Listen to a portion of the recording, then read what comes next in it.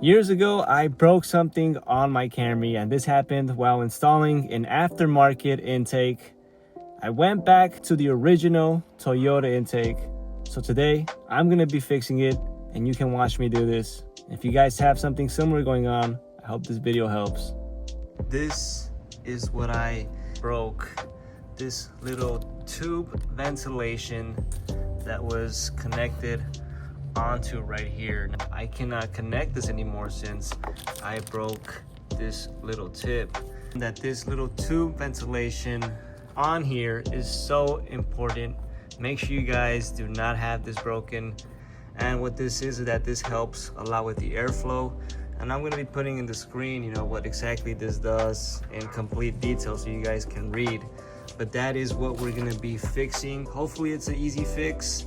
I was told that I needed to buy this whole piece just to replace this, but after doing a lot of research, I was actually able to save like $80, and this was only about $2. Now, while attempting to fix this, these are the tools that I'm gonna try to use. Now, if you guys do wanna get this, this is the part number. If something similar like this happened to you,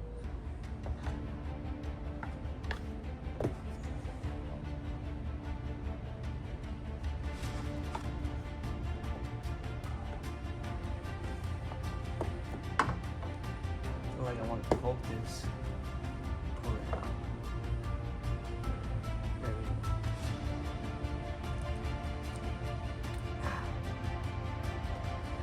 There we go, it's coming out.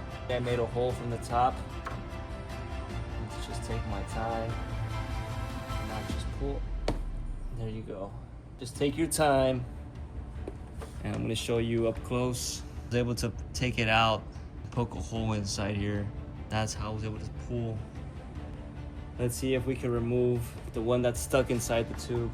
This little rubber is very flexible.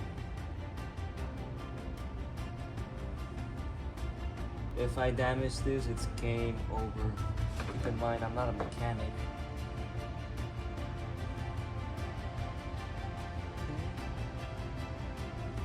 So take your time. Okay, I got it. Squeezing this right here. Squeeze and pull. And shift up and down and boom, just like that. Wow.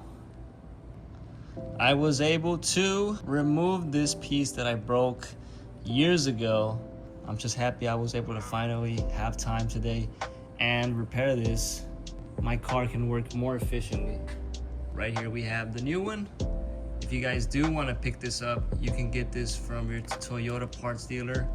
This is the part number. Go ahead and install the new part. Let's see.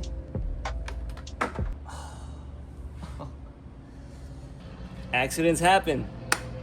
So I am just grateful that since it fell down, it actually landed down here.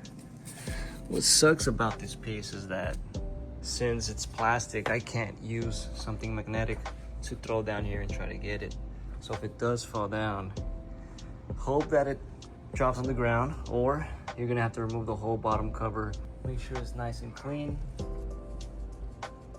you have to be aggressive. I guess I was too gentle the first time. Just like that. There we go. And it fits great. That's why it's always best to buy original Toyota OEM parts. And we're putting on the tube, connecting this hose onto the top, and there you go, that's it. It's a very easy fix. Just double check your car doesn't have that broken like mine. Let's go ahead and turn it on.